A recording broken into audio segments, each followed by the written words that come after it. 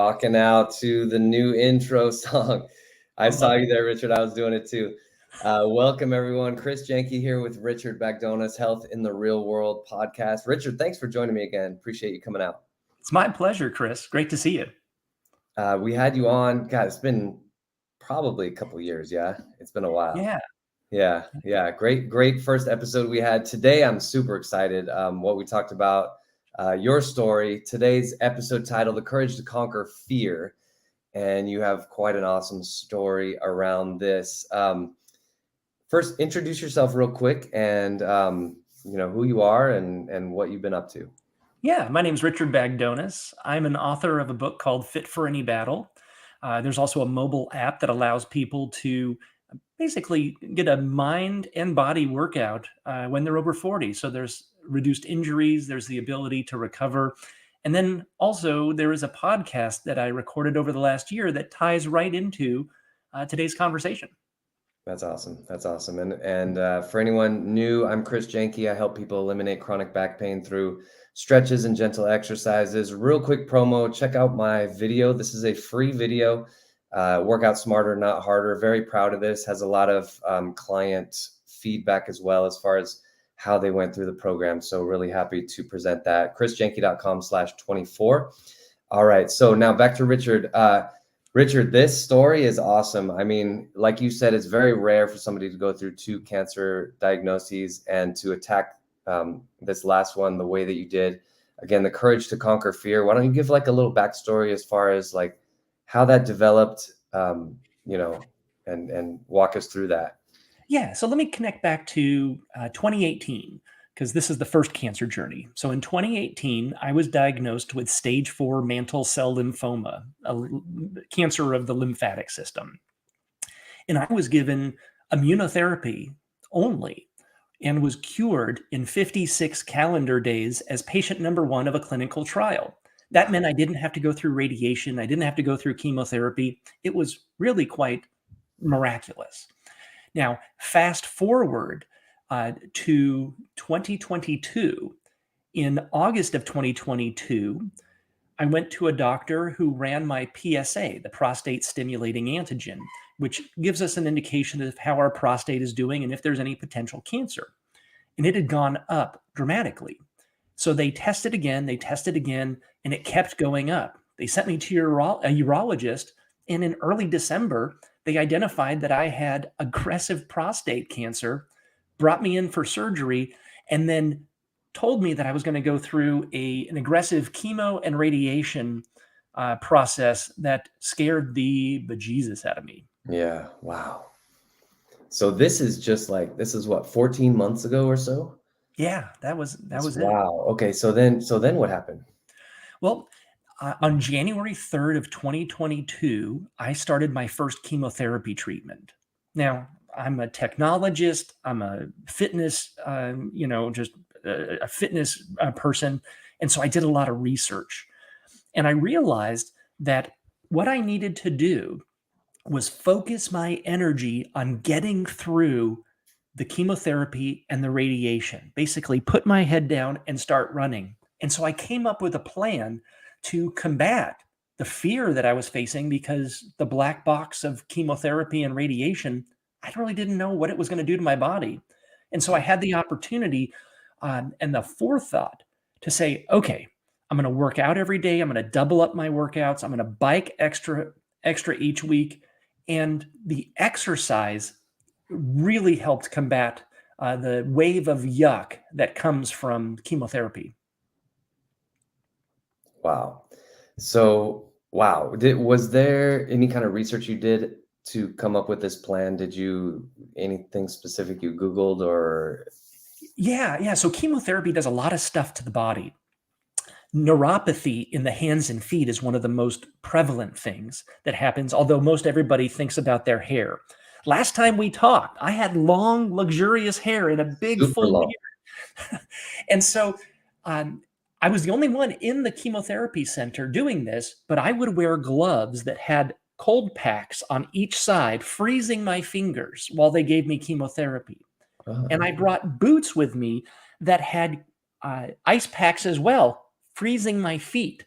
And then I had a piece of equipment that I put over my head and freeze my head so that way it would prevent the chemotherapy from going into my scalp, going into my hands, and going into my feet.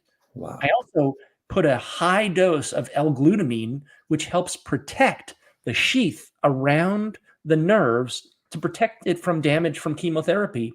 And Wow. I'm happy to say that all of those things combined, I have no neuropathy. Man. I did lose the majority of my hair, but as you can tell, it came back. And Yeah. for some reason, chemotherapy had it come back even fuller now. Except you'll notice that I have a pretty good degradation right here. This hair does not grow anymore. The hair on my chest and back doesn't grow, and the hair on my legs doesn't grow. So Okay. there were some positives to this, but it was also because I took great care in identifying what would help me before I got into this cancer journey. Man, that is intense. So, um, oh, sorry. Technical. There we go. Um, wow, that's intense. And L-glutamine is one of those amino acids that is prescribed for everything. Like stomach issues. It's a prevalent amino acid in the body. So that's incredible. So, was there a moment though before you made this decision to just blast headfirst into this where you did have that fear? Oh, And then yeah. what was the mindset shift around that? Because courage, we've all heard the quote, right? Courage is not the absence of fear, but it's, going right into fear. So what was that conversation in your head? What did that sound like? Well, I think the first time it came up was after my surgery. I woke up from surgery. I was in a hospital room. I had a catheter, which, by the way, God help anybody who has to be catheterized. It is not Oh, a fun process. not fun. Um, and I realized that, wait a second, 2 weeks ago, they gave me a diagnosis, a full diagnosis, and now I'm sitting here in a hospital bed and I'm facing in a couple weeks chemotherapy. And I had a panic attack at the hospital thinking that I don't know what chemotherapy is going to do to me. I had a business partner back in 2000, actually 2004, who went through chemotherapy and it wiped him out. He lost the majority of his body weight. They brought him basically as close to death as possible, and so it scared me To incredibly. to kill the cancer, right? And then they bring you back up. Wow. That And is, yeah, that would be a mental scrambling of the brain. So you made a choice at that moment or somewhere in those weeks that, you know what, yeah, I'm going to do everything I can. I love the idea of freezing the limbs, right? The hands, the feet, and even your head. Is yeah. are you decreasing circulation to lower the temperature? Is that the main thing? And then, Yeah, the circulation gets decreased, which means that at the time of the drip of chemotherapy, because it's done intravenously, that chemotherapy liquid would not get to my extremities. It wouldn't get to my scalp. And so it wouldn't damage the nerves and damage things that would create permanent either hair loss or neuropathy, the feeling, the lack of feeling in the hands yeah, and yeah, the feet.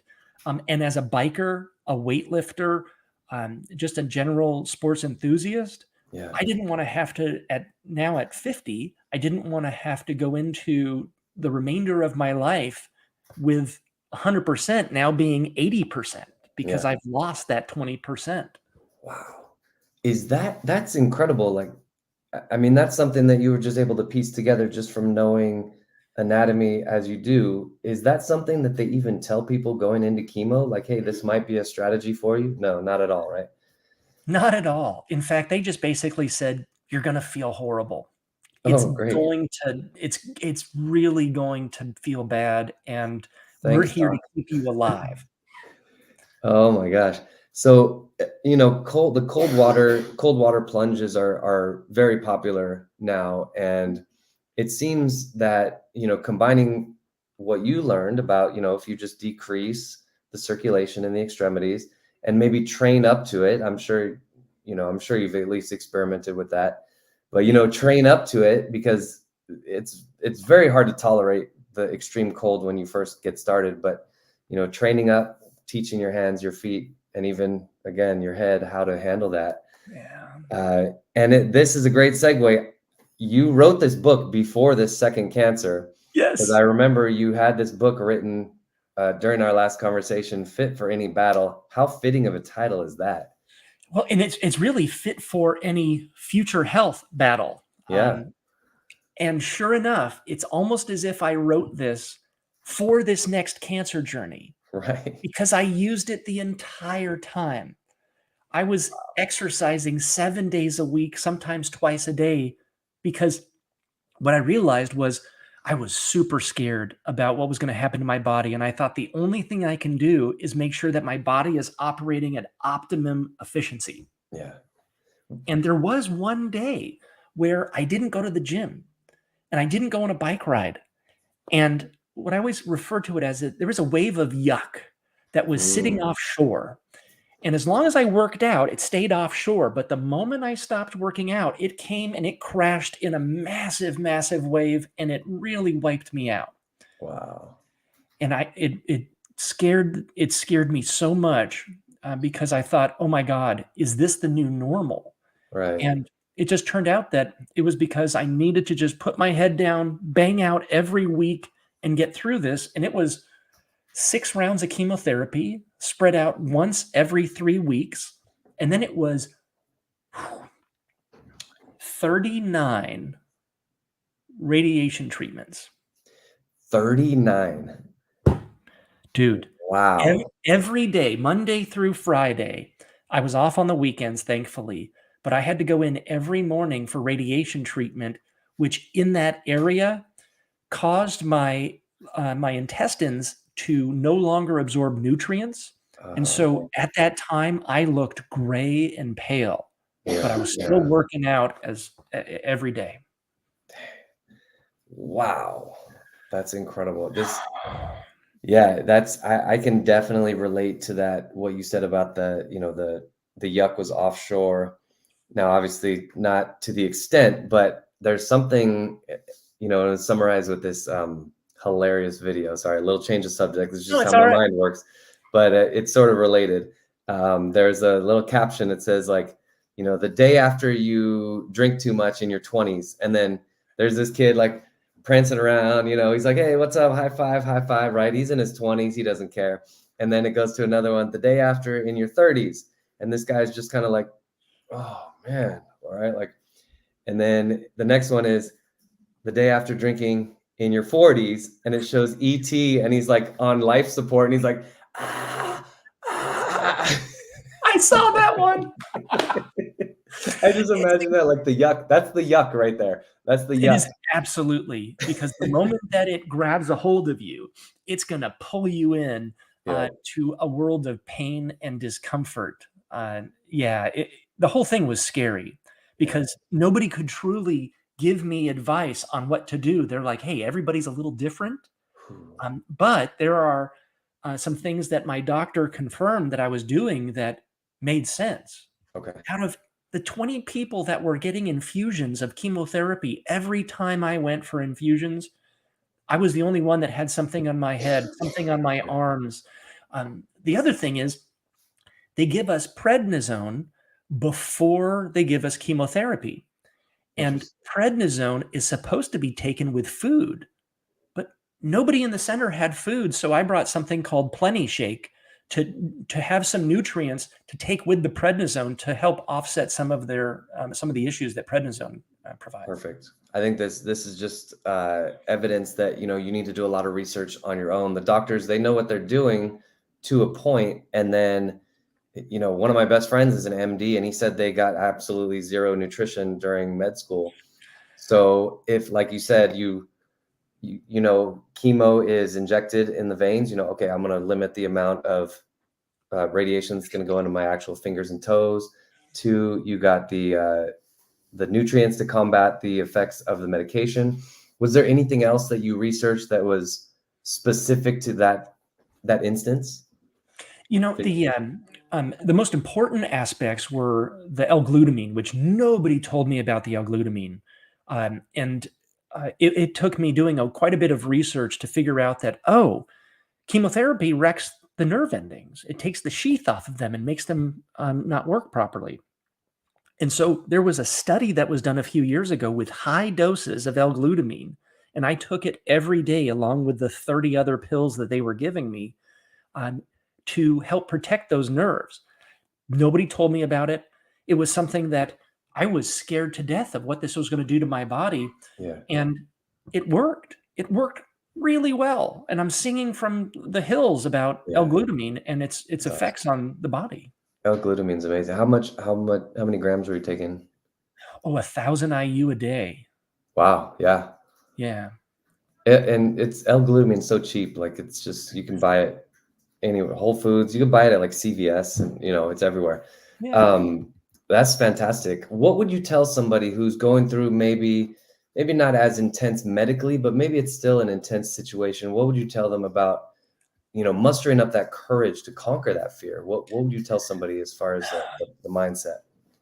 Yeah, it's up to the person going through the event to take control. What I realized was I only could control the things that I could control. There were other parts to my medical journey that I had to trust the medical establishment to bring me through it.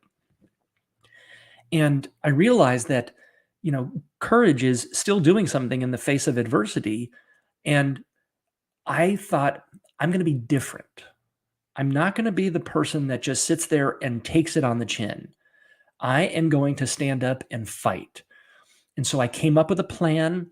I documented my plan. I told my wife, I told my children, I told my friends so they could be supportive of me. And I was there every day, hitting the gym, hitting the bike.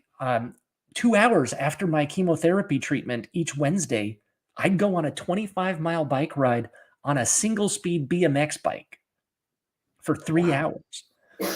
Wow. And those rides completely changed the trajectory of how my chemotherapy treatments went. Is that, I mean, obviously just the fact that you're working out is obviously beneficial, but is there an extra research into like, are you trying to get the chemo to circulate through your system faster so you can metabolize it and get rid of it? That's exactly right. I Yeah, needed to get my body humming up to speed so that it would quickly process through my body. And by exercising, I was also having to drink a lot. And this is something that we expel the chemotherapy through our normal evacuation process, whether it right, be urine or fecal matter. right. And sweating's And huge, and sweating. breathing. Yes. So you're hitting this from all angles, and I think this is really interesting how you're going through this big cancer battle, but what you did is so in line with what people should be doing on a daily basis. Like you do need to work out every day. Exercise is so important, and when people say, "What's more important, diet or exercise?" and they go, "Oh, well, it's only 20% exercise," I'm like, really? Have you ever tried to not work out for like a month or two? Try, what happens then? So I think this is incredible how it heightened what we all know we should be doing in your experience. And it was like you were walking this tightrope and you couldn't deviate at all. Like you said, you took like one day off and you really felt it. Yeah. Yeah. It's incredible, man. Um, what else is going on with you? We got 10 more minutes. We got time to dive into your program. Fit for Any Battle is a book. It's an app. Yeah. How And a did you build podcast. that originally? What was that intended for? Yeah. So when I was in my 20s, teens, and even into my 30s, working out was going to the gym, lifting, coming back. I didn't have to worry about recovery. I didn't have to worry about anything. My body was invincible. But just as soon as I hit my 40s, every time I went to the gym, something hurt. And it wasn't just like soreness, but it was almost injury. It wasn't quite to injury, but eventually, if I kept the repetitive aspects of it, it would lead to injury. And so Fit for Any Battle started out as a Google Doc of just things that I was trying. I was using myself as a guinea pig. And then as I found something that worked, which was instead of counting reps, the program says, we are going to work out for 2 minutes. And in fact, the mobile app has a counter, a timer on it that comes down. And as it gets close to zero, it gives you beeps to know that, okay, whether you're looking at your phone or not, whatever workout you're doing, you can stop. And it's all about negatives and positives. So going slow through a movement. But we also recommend using cable-based and lever-based exercise equipment at the gym. When you're in your 20s, you're at the weights, you're at the bench, you're using dumbbells. When you're in your 40s, you go over to the chest press machine, you go over to the leg press machine, you go over to a sitting curl machine. And by doing that, and it protecting our body from going out of movement, we reduce our injury.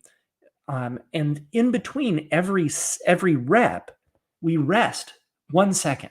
So if it's a chest press machine, we push up, we pull, we let it come down slowly. We rest for a second to let our power band on our muscles recharge and go at it again. And by doing that, it made me feel better. So then I started having other people do it. And then it eventually turned into a book, a mobile app. And I recorded a podcast every week during my last cancer battle to show people what it was doing to my body and how I was compensating for it with working out and biking. Wow, that's so cool. A lot of the things you were talking about are some of the concepts that I use with my program.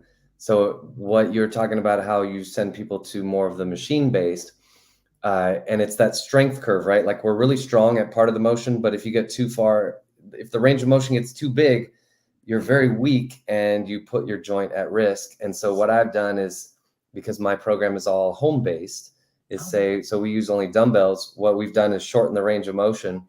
And then with certain exercises, isometric, slow negatives. And I love that you do time-based, because about 10 years ago, we did the same thing, did a lot of research into both flexibility and strength exercises, showing that around 1 minute is the minimum that you will get benefit. So like time under tension, 40 seconds to a minute for strength, and even hypertrophy.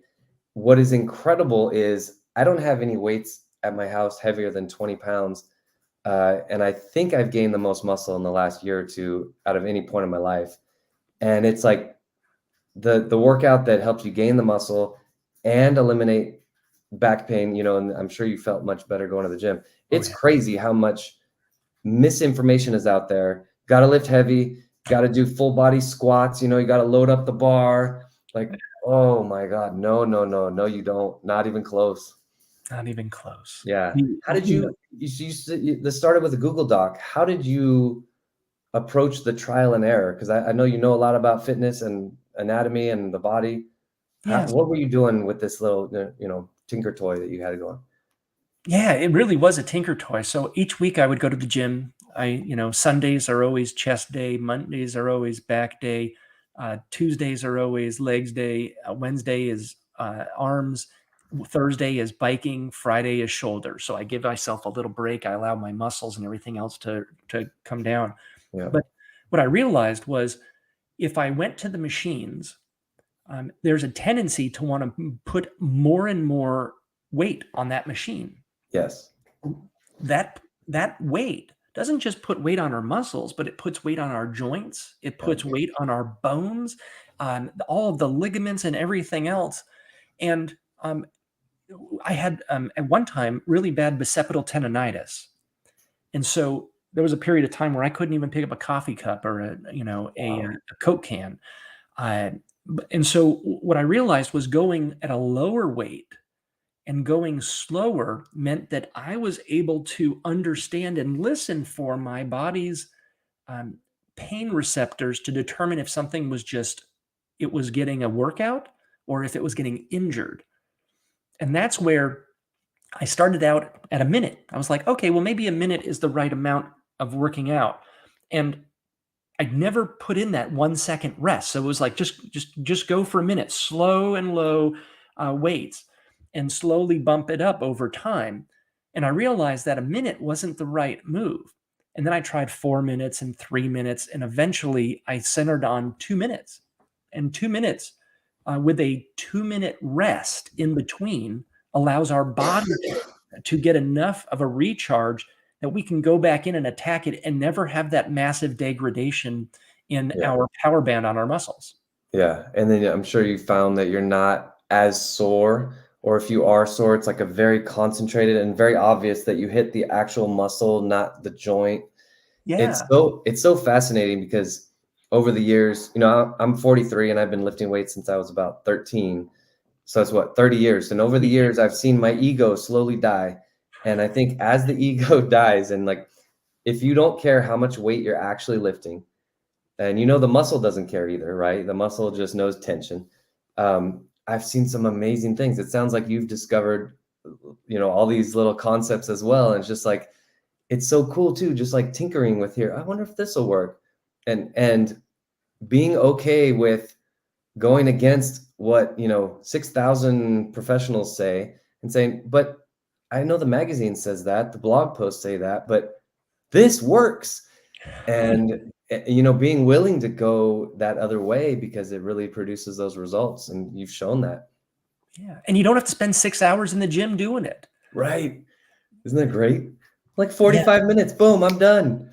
Yeah, because with a 2-minute set, 3 sets with 2 minutes in between each set, I'm at each machine for 10 minutes. So Right. I know that if I'm going to do 4 exercises that day, it's only a 40-minute exercise. It's only 40 a minutes. 40-minute workout.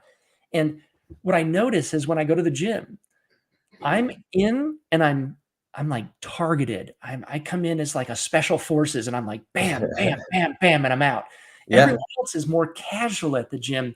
And I look at the gym as I'm there for a specific purpose to do Yeah. something. And I want to disconnect from the world and give my mind a chance to give myself some personal space, think about the day, but also get a really great workout in. Yeah. And you are at a very real level. You're creating that elusive mind muscle connection, right? You're just putting your mind fully in that workout, and you're on the clock, you know, Yep. 2 minutes on, 2 minutes off.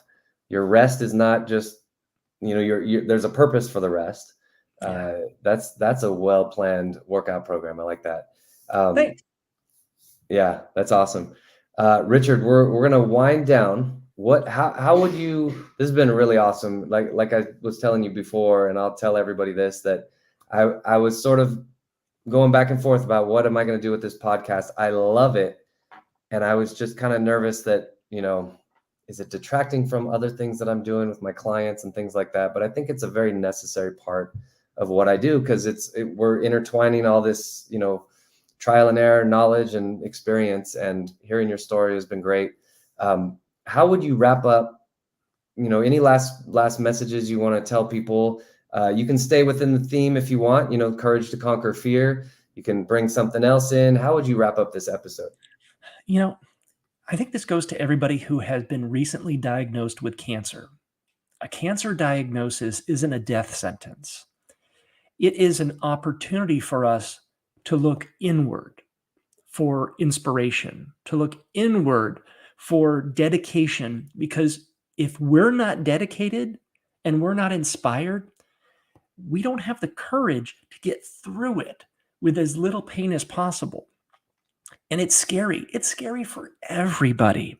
And there are times where we will have that wave of yuck, but we'll also have a wave of fear come through us.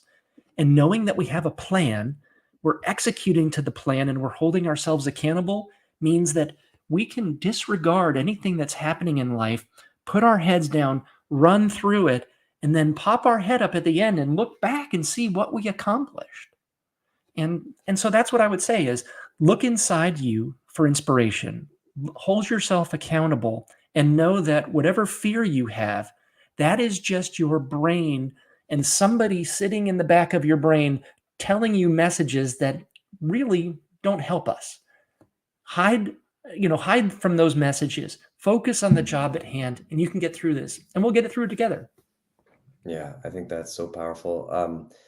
Yeah, it sounds again like you've put some pieces together as far as what you conceptualize around health and wellness, and then you were put to the ultimate test, and you had to practice exactly what you preach, and you had to do it in such a detailed way.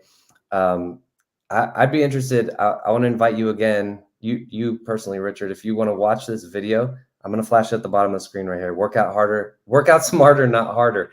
I Yeah. want to see I'm curious, like, watch this video and tell me how much of it you feel jives with what you're already doing.